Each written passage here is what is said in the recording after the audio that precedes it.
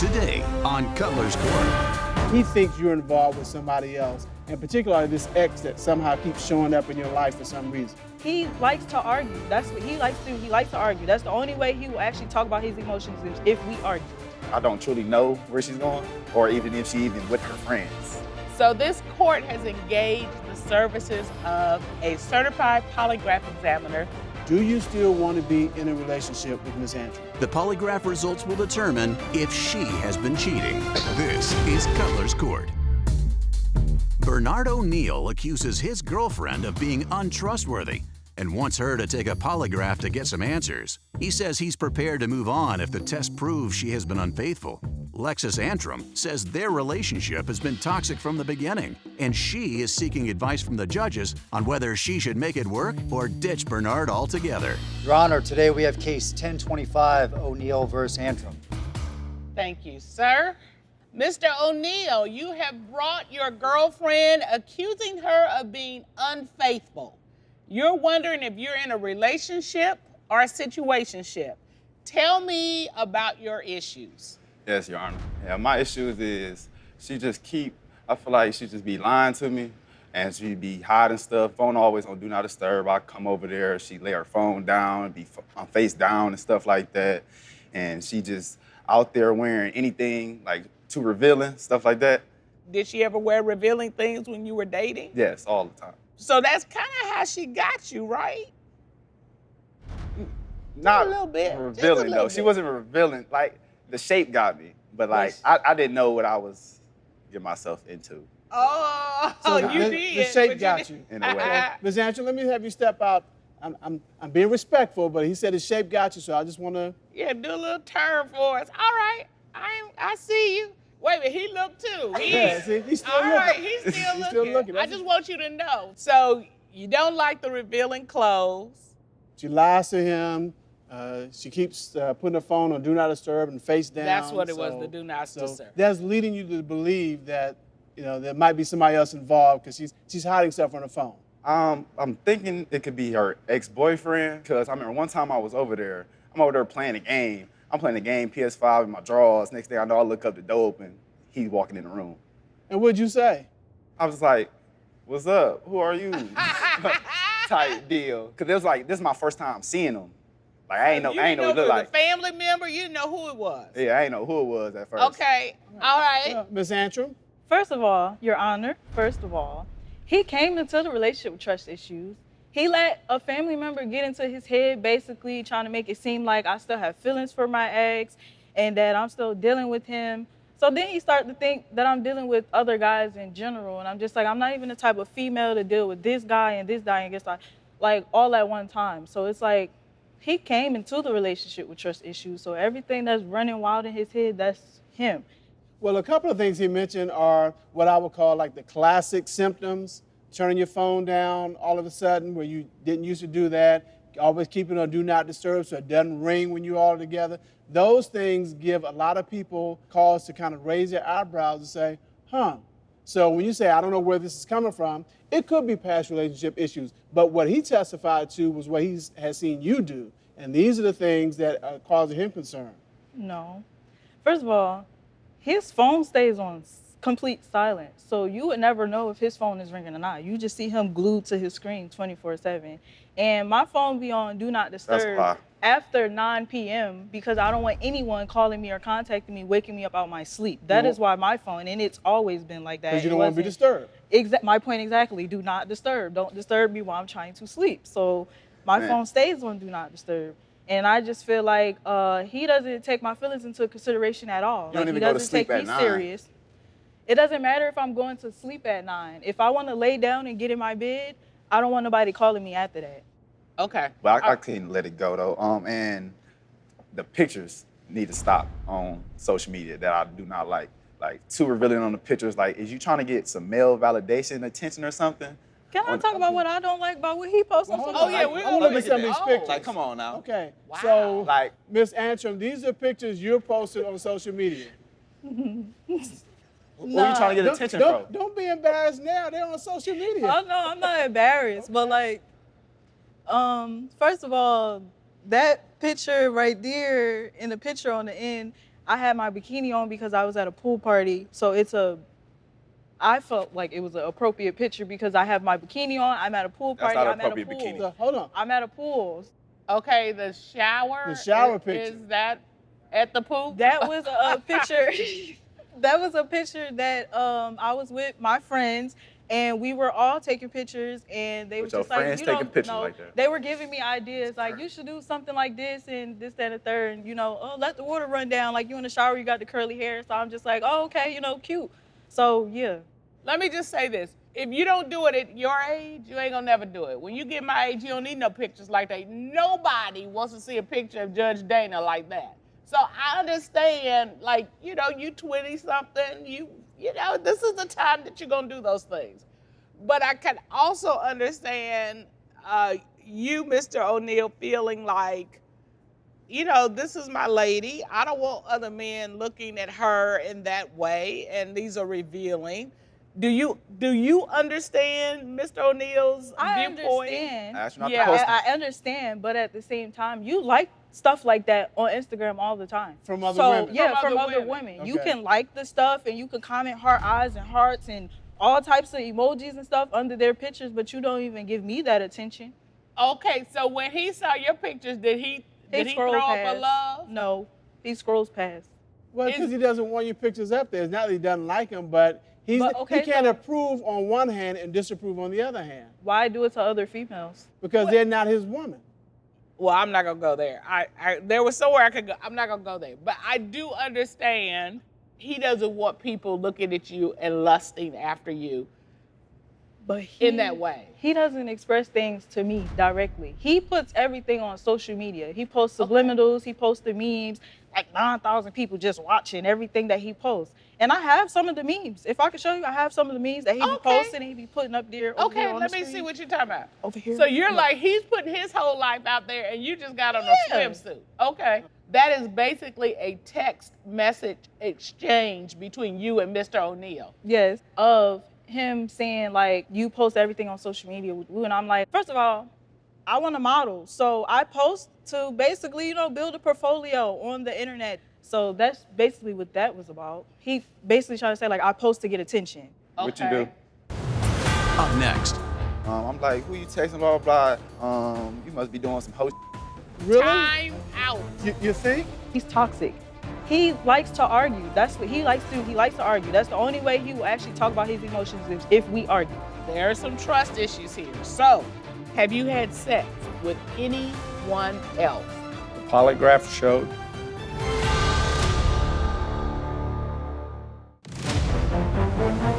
The pictures on social media that I do not like. Wow. Miss Antrim, these are pictures you're posting on social media. First of all, I want to model. So I post to basically, build a portfolio. He basically trying to say like, I post to get attention. This one, you see, he says, I'm releasing her back into the wild where she belongs after thinking I could change her. This picture had a picture of a bear and a girl, and the door was open, and the sign said mental health institution. So basically, he's trying to say, oh, I couldn't change her, so I'm sending her back to the mental health institution. If I belong in a mental health institution, then he belong in a bed right next to me. How am I mental? Like, I don't understand that part. So I just felt like that was weird. This right here, it says, my toxic trait is I'll F you again just to prove you ain't done with me. That, I felt disrespected because I feel like, why would you post something like that? I feel like that's trying to insinuate that like we got things going on. Like we have relationship issues going on. Mm-hmm. And, I didn't appreciate that at all. Okay. So, Mr. O'Neal, from a big picture standpoint, it sounds like when you have a problem with her, with what she's doing, you go to social media rather than going to her. That's what she's complaining about. So why did you post these things? The reason why I post those things because like if I say it to her directly, I feel like she's not gonna do it. But like if you see me posting on social media where other people can see it, you'll try to fix your attitude and fix what you're doing wrong because somebody else might take your spot by me posting online. Okay, is that a form of shaming? In a way it is. Okay, that's probably not good, is it? How does that work for you? It doesn't. It works a little bit better than me telling her. So Wow. First of all, I Okay, feel see, like got- he it got don't her respect my feelings at all. So I could try to talk to him about something and he'll just laugh in my face. Or he act like he don't care. He's very nonchalant. He act like he doesn't care about anything. So I'm just like, how am I supposed to talk to you or open up to you about anything if you just, brush everything off or act like you don't care? Like, I feel like we really have to like argue in order for him to talk about his emotions or to get his feelings out there. We have to argue. I have to start an argument just for us to get he's toxic. He likes to argue. That's what he likes to do. He likes to argue. That's the only way he will actually talk about his emotions is if we argue. No, that's not true at all. I really don't like to fight or argue at all. It's just something that we do a lot. It's really her though. She be trying to put the blame on me. Like, Okay, but here she was very specific though in her testimony because she said, "Look, I try to talk to him and he ignores me or he laughs like this don't mean nothing to me." Is that true? Has that happened? okay, like one time I seen her texting on her phone or whatever. I end up bringing it up. How'd And, you bring it up? I'm like, who you texting, blah, blah, blah. You must be doing some hoe And when I said that, it's like she blacked out. Then she just started attacking me. Really? Time out. You think? Does this sound like the kind of communication that's gonna get a good response? Like if I came to you and said, "Oh, you doing some hoe," would you be like, "Oh no, honey," and by the way, have some charcuterie? You wouldn't do that, would you? Your Honor, let me take a step back because this go back to the whole trust issue things and how he feel like he don't trust me, but it's just like your phone be on silent, how your phone be on silent. But there was times where we would be driving in the car and a name would pop up. It was a girl, a name would pop up in the car and I'm like, who's that? And this is why I say he acts so nonchalant. Oh, that's just some girl I used to talk to in the past. Act like he just don't care. Up next, She's always lying, or you've caught her lying. What does she lie about? And it just be lying about where she going sometimes. All I said was, I will be back. A true player, that's how they do that. I'll be back. I see you. Yeah. I see you a I'll little holler bit. at you taking the polygraph examination, and we have those results. Have you had sex with your ex-boyfriend?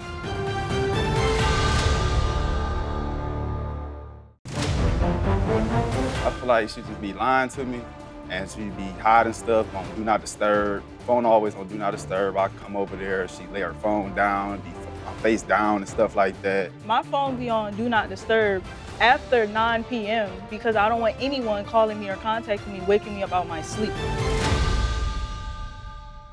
So, Mr. O'Neal, you mentioned that she's always lying, or you've caught her lying. What does she lie about? It just be lying about where she going sometimes, like when she coming back. It's like she'll tell me she coming back at this certain time, then it'd be like 3 hours later after when she'll show up. Give me some real examples of this. I think she go out to eat with her friends during the daytime. They be going to bars, I guess. I don't truly know where she's going, or even if she even with her friends. Right. I mean, you're not hawking like where you going, who you going with. You're not doing that. But she leaves, says, "Hey, I'm gonna be back at 5 o'clock," and then 9:30 rolls around, and then she shows up. Is that a good example? Yeah, that's a good example. That's not true at all. It's never happened? No, I'll go out and I'll say, I'll be back. I don't never say a specific time on when I'm coming back. You A can't true say player I'm does lying that. about when I'm coming back if I never told you the exact time. All I said was, I will be back. I didn't say, I'm gonna be back at 9 p.m. Yes, you I'm gonna be did. back at 10. No, I said I'll be back. Here's the thing. A true player, that's how they do that. I'll be back. I see you. Yeah. I see you a I'll little holler bit. at you. I holler. Well, here's the thing. If you leave the house around 5, there's probably a reasonable expectation you'll be back somewhere around 8 or 9. If you're not coming back till midnight, then that's probably, even though you didn't say, I'll be back between 8 and 9, there are going to be some questions. I'm not saying you're wrong for it. I'm just saying there are going to be some questions. But Your Honor.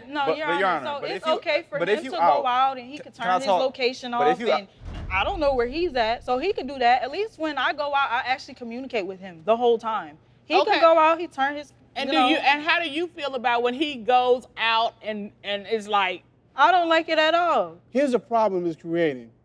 He thinks you're involved with somebody else, and particularly this ex that somehow keeps showing up in your life for some reason. So because of all that, he thinks you're cheating, and that's the problem that is causing in your relationship right now. so my question is, we know that you've taken the polygraph. If you pass the polygraph, do you want to be in a relationship with him? I do want to be with him. He know I want to be with him. I expressed that to him. I'm gonna ask you the harder question. If it comes back and it shows that she has been cheating, do you still want to be in a relationship with Miss Antrim? Hell no. No. Okay. No. Hell no. Just in case you didn't understand. He was very clear. All right, well, you've taken the polygraph examination and we have those results. So at this time, we're going to enter into our deliberations. Tashi, would you please escort our litigants out? Yes. What's your gut telling you? He needs a primer on communication. He needs a whole lesson plan. Well, he's communicating, he's just not effective communication to get the result he wants. So Yeah, that's there's that. I'm interested in knowing what happens, and I think that, we can give them some advice on communication. on communication. Particularly him, because he needs some real ways to communicate to get the results he wants, and she could use some too. But I want to see these pictures again. Oh my Lord. I'm just trying to figure out if he has a right to be, concerned about that. And I still think yes, and I hope that's not my age showing, but I still think, yeah, if that's your girlfriend, you just don't want that out there. You don't. All right, so before we bring the litigants in, I think I probably need to see the pictures one more. You know what? Okay. Call your litigants back. All right, let's bring the litigants back.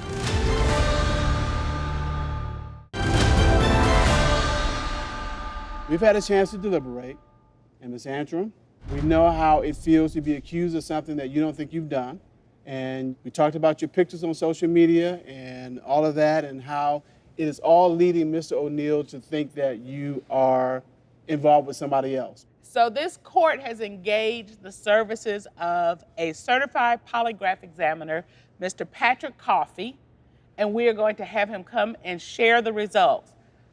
Tashi, would you please escort our expert in, please? Would you please share with the litigants a little bit about your background so they know who did this work? I did 20 years as a special agent with the U.S. Army Criminal Investigation Command, then retired, opened a private investigation and polygraph company. All right. So Ms. Antrim was asked, while in a relationship with Mr. O'Neal, have you had sex with your ex-boyfriend? What was her response? She responded no, What were the results of the polygraph?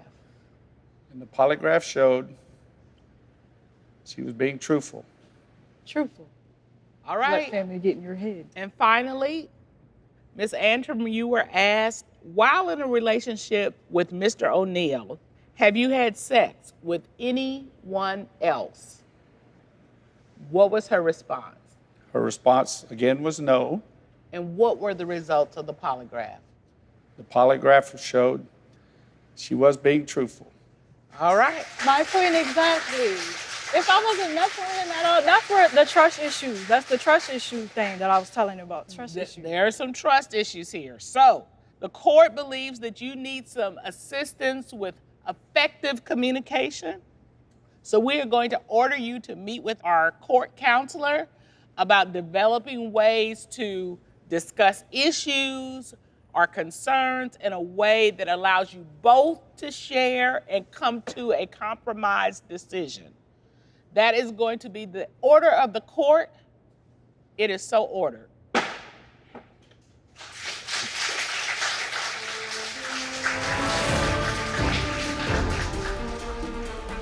Yeah.